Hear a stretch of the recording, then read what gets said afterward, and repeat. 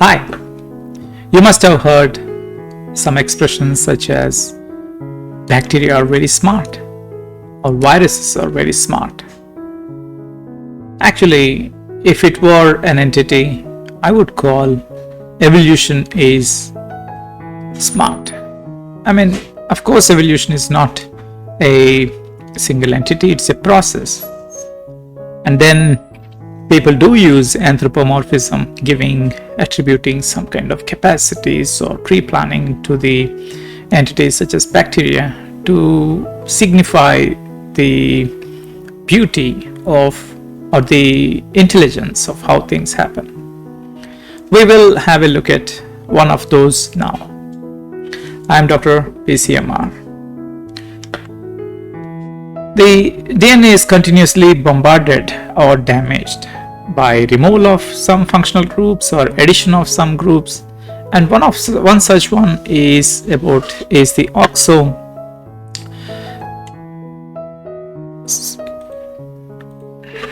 one such one is oxidation of guanine.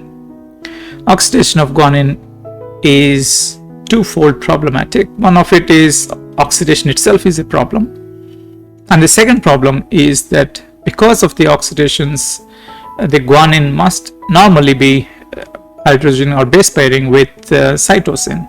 But because of this oxidation, guanine could, or oxoguanine could base pair with adenine as well. And that is going to be a problem. So what we have normally is that there are repair mechanisms which would remove there are enzymes that recognize the specific problems, such as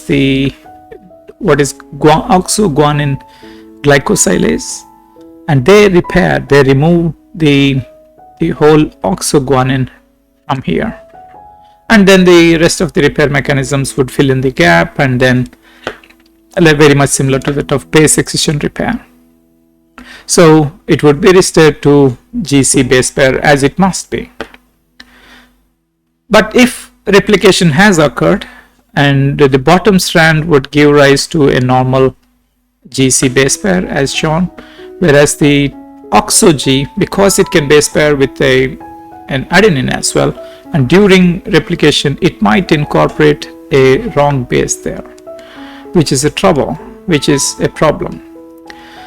And again, assume that if it has undergone replication, this DNA, double-stranded DNA, one of it would remain as normal. Assume it is in a different tautomeric form, because of which G is base pairing with C, whereas the bottom strand would give rise to a TA.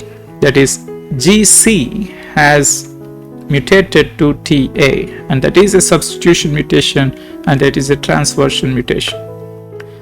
So if there is oxo-G, as would be in this case here, there would have been removed, and there is no problem with that. And the enzyme is oxoguanine glycosylase.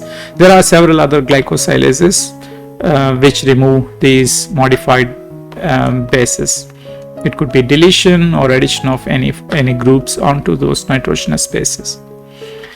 At this stage, so the central idea is to somehow mitigate the damage and prevent mutation. And if replication keeps happening, then mutation would get established. So the best chance is, at this stage, if you have to mutate, which of the bases should be removed? Adenine, there are two problems in this. One is that adenine has been incorporated where cytosine should have been incorporated. That is one problem. Second problem is guanine is oxidized, oxoguanine is present. So out of these two, removal of oxo-G makes sense to us, because oxidation of guanine or oxo-G is an abnormal base within the DNA. On the other hand, informationally, if you speak, informationally and chemically oxo-G is abnormal within DNA, whereas adenine at this position is troublesome informationally, because the actual base that should have been was cytosine, but we have adenine here, and that is going to be a trouble for us. So if repair mechanism were to repair this, it would make sense for us to think that oxoguanine glycosylase comes and remove it. But that's not what happens. There are special enzymes which are referred to as fail-safe glycosylases. Fail-safe glycosylases, if I may anthropomorphize, seems a very intellectual to process, or evolution has come up with an intellectual process that if it finds oxo-G base pair with adenine, it would remove the adenine because it's the informationally wrong base is the adenine there.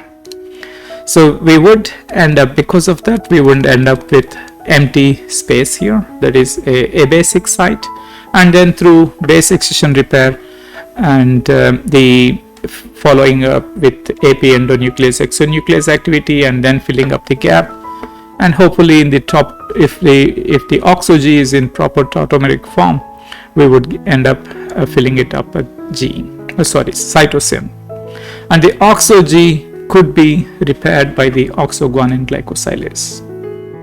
Let's go about it once again, just to be clear. We have a problem that is guanine and oxoguanine and base paired with adenine. Oxoguanine is a chemically problematic base, whereas adenine in this location is an informationally problematic base.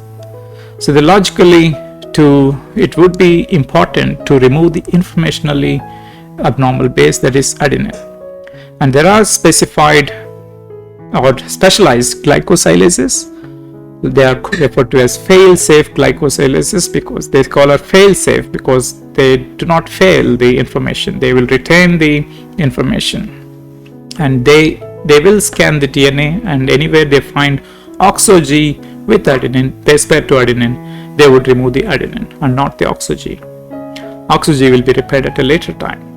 So the first thing they would facilitate removal of adenine, and then it will allow the filling up the gap with the right cytosine, and then probably the oxo-G would be repaired so that informational integrity is retained.